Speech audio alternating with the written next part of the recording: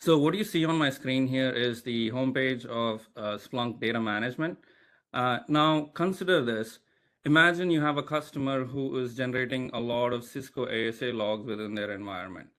And within that, you would like to only send the authentication logs from this environment to Splunk in order to do some security, in order to cater to certain security use cases. In addition to that, you want to send a subset of data uh, that you want to convert your logs into metrics and send them to Ollie Cloud. And then you might have low value logs that some of which you want to discard, some of them you want to keep in Amazon S3 for compliance purposes. Now let's take a look at how Splunk Data Management can allow you or help you with solving this particular problem.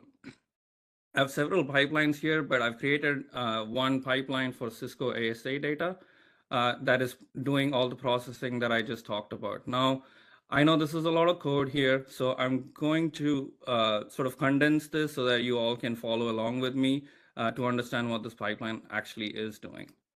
So most of you might know by now already that your pipeline always starts with the $ pipeline line. So let's start from here. Now, I'm going to comment all of these out so that we can see how this pipeline changes at every stage as these different functions are enabled. So let's go ahead and click preview.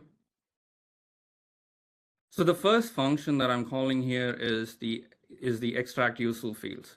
So let's take a look at this.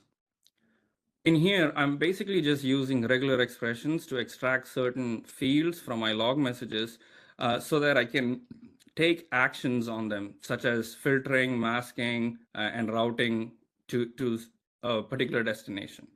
So once I've extracted these useful fields, you'll see them added on to the preview here.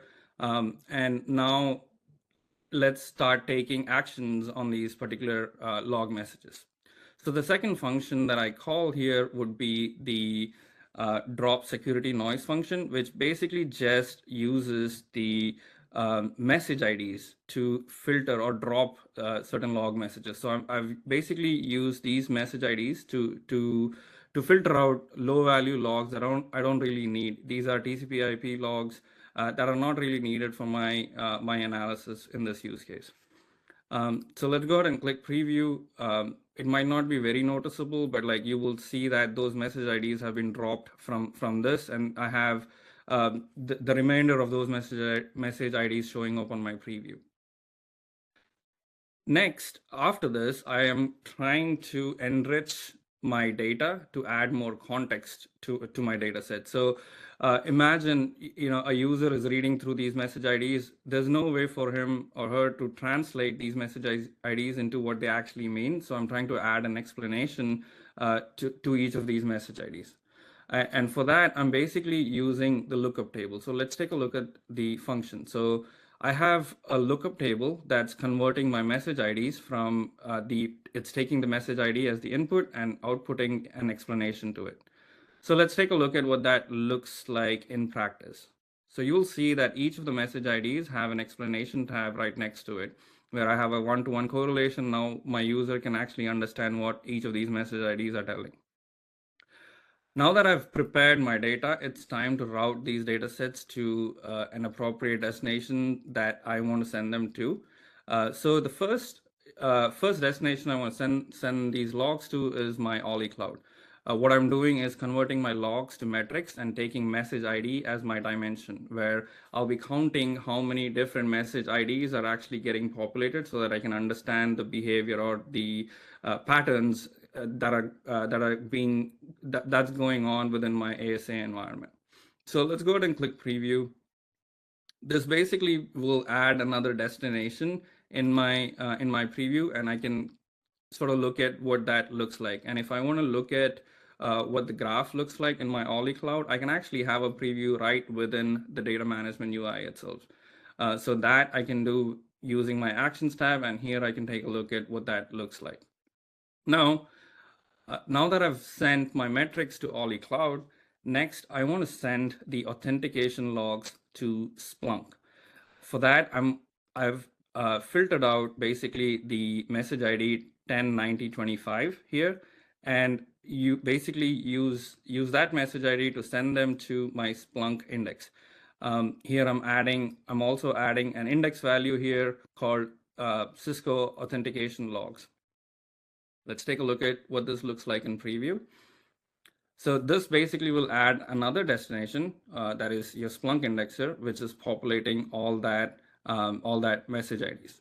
Now, another thing that you might notice is the user ID here is retracted. So what I'm doing here is basically using a function that is masking my user IDs. So if you look at the function, it's basically replacing it with a string called name retracted. Now, you can also take this a step further and actually encrypt your user IDs by calling SHA function or the encryption function and giving it the user or input as the username. So once I do that, I can actually take a look at what that encryption also looks like. So you'll see my user IDs have been encrypted. Today, data management supports 4 different kinds of encryption methods. That is MD5, SHA1, 256, and 521. Now I'm sending the remainder of the logs to my Amazon S3 bucket, and that will look something like this, where I'm just sending those raw log information just for compliance, for future, for my future, and just storing them on Amazon S3 buckets. Now, I will also show you that you can read this back, these messages back when it comes to audit through federated search for S3. But I would like to quickly go to my Observability Cloud and show you that the metrics that I'm sending are getting populated here for each of the message IDs, and I'm just basically generating a count of my message ID.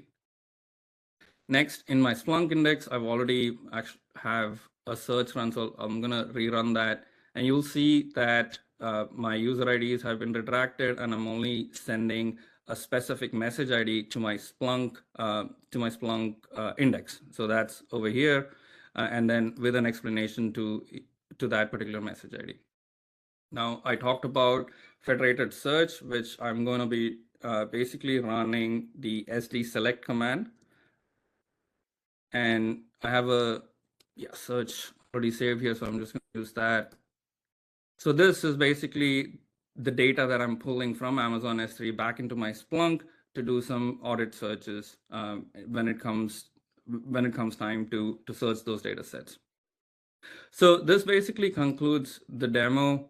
It basically shows you how you can add value to your, you maximize the value of your data using a data management solution.